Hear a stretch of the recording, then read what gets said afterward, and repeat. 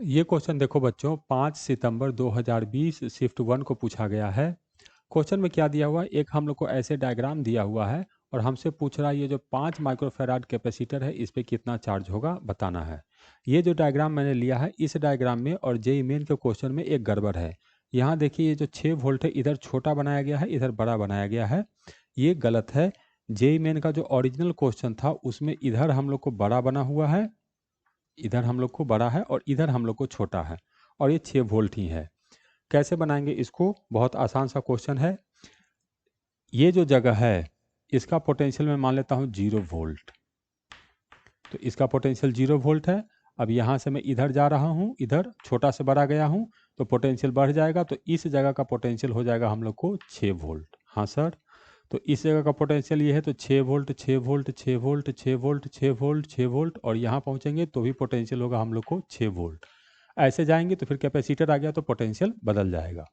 अब इधर चलते हैं तो इधर ऐसे जा रहे हैं 0 0 0, जैसे ही पार करेंगे 6 6 6, तो यहाँ छोटा से बड़ा गए हैं तो ये पोटेंशियल हो जाएगा हम लोग को 6 वोल्ट। फिर इधर जाएंगे तो ये पोटेंशियल 6 वोल्ट, तो यहाँ भी पोटेंशियल होगा हम लोग को 6 वोल्ट। अब ये कैपेसिटर गया तो पोटेंशियल हम लोग को बदल जाएगा। तो एक ही जगह है यहाँ पर जिसका पोटेंशियल हम नहीं जानते हैं, तो इसका पोटेंशियल मैं मान लेता हूँ V। हाँ सर, ये बात ठीक है। अब देखो, अगर मैं कैलकुलेट करूं इस पर कितना चार्ज होगा, तो ध्यान से देखो, इस पर चार्ज प्लस इस पर चार्ज प्लस इस पर चार्ज, तीनों पर मिलाकर चार्ज 0 होगा। तीनों पर मिलाकर चार्ज क्यों 0 होगा, क्योंकि ये पॉइंट चार्ज है, यहीं से पॉजिटिव नेगेटिव सारा चार्ज ओरिजिनेट होगा। तो हम जानते हैं वायर में कहीं से भी चार्जेज जाते हैं तो सारे चार्जेज का सम जो होगा वो 0 होगा।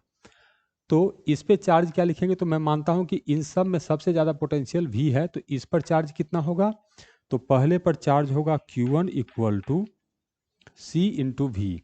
इसका वोल्टेज है V-6 और कैपेसिटांस है हम लोग को 2। ठीक है, इस पर चार्ज कितना होगा, तो इस पर चार्ज Q2 लिखेंगे, तो इसका वोल्टेज लिखेंगे तो V-6, तो V-6 और इसका कैपेसिटांस है 4। इस पर चार्ज लिखेंगे तो वोल्टेज है V-0, तो Q3 इक्वल टू V-0 और इसका कैपेसिटेंस है 5। ये 5 हो गया, तो इन तीनों का सम 0 होना चाहिए। तो इसको लिखूंगा तो ये हो गया 2V-12, इसको लिखूंगा तो 4V-24 और इसको लिखूंगा तो 5V।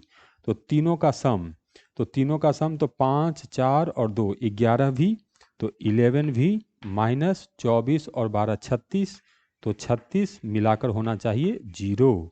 तो यहाँ से V आ गया हम लोग को 36/11। तो V का वैल्यू हम लोग कैलकुलेट कर लिए, ये 36/11 है।